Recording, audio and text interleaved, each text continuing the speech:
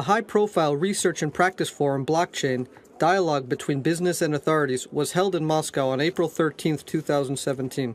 The event was initiated by the Russian State Duma and Boris Yurovich Titov, the Entrepreneurs' Rights Commissioner for the Russian president. PLC Group AG and one of its founders, Maxim Bedorov, represented the interest of major international players. Sharing his experiences of operating businesses in the crypto industry, he covered key issues facing the companies and explained how PLC Group AG had managed to resolve them. Good afternoon. There is no need to explain to anyone in this audience what Bitcoin stands for. Everybody knows about it and it is very popular. But in spite of this, there is a feeling that it is something routine.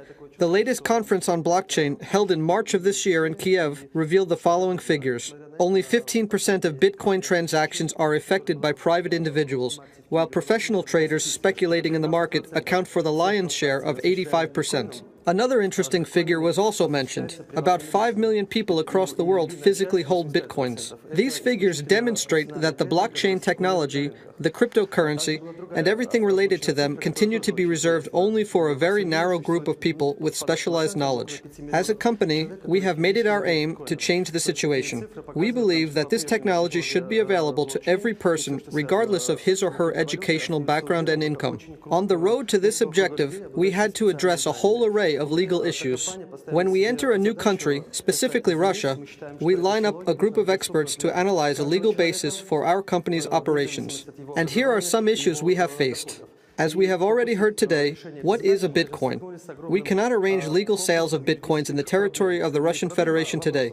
For this reason, we had to package our coins in another online product, to which crypto coins are attached as bonuses, so the other online product will be sold. We have faced a very unfriendly banking environment, for most banks view what crypto companies are doing as a kind of soap bubble.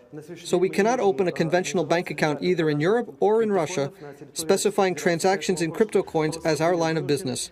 This is precisely why we had to get a license from the European Payment Institution, though our business model did not originally provide for such a move. That is, we had to become a mini bank in order to offer our users a certain financial infrastructure. We also had to create our own investment portfolio comprised of two parts: precious metals as well as interest held by other companies. The matter the previous speaker has already identified is crypto exchanges. As of today, this issue has not been resolved in the Russian Federation. We have tried to address the matter by technological means. We have created our own decentralized exchange based on blockchain. We have all the resources for this today, but given the imperfect legal basis, we cannot launch it now. Another issue is payments by crypto coins. Today, you cannot come to a store and pay for goods and services by crypto coins. That is why we started to search for a technical solution to a legal issue. Specifically, we have set up our own online shop where crypto coins are exchanged for fiat money. And this is already fiat money that the seller will get for his good or service. There are quite a few questions, but we will focus today on the 7 ones we view as the highest priorities. The taxation issue has not been resolved so far. Security of identification, which is of utmost importance for us, and definitely which laws apply to us as an issuer company. Trying to resolve these legal issues, we were compelled to search for answers in technologies. That is why we do not just keep abreast of technological developments, but we are ahead of them. For example, our experts have developed safe crypto wallets, wallets that function in an offline environment, which give you the opportunity to pay by coins without an internet connection. Technologies have also been developed enabling the storage of a private key in one's own phone, but not outside servers.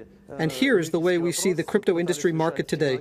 We need to design a very complex technological infrastructure and a highly complex financial infrastructure in order to comply with legislation. So our message is the following. We compare the crypto industry players with a flock of birds flying over a field looking for a welcoming spot. And the birds will descend where they find such a friendly spot. And this will mean investments, workplaces, a fast-growing industry, and so on.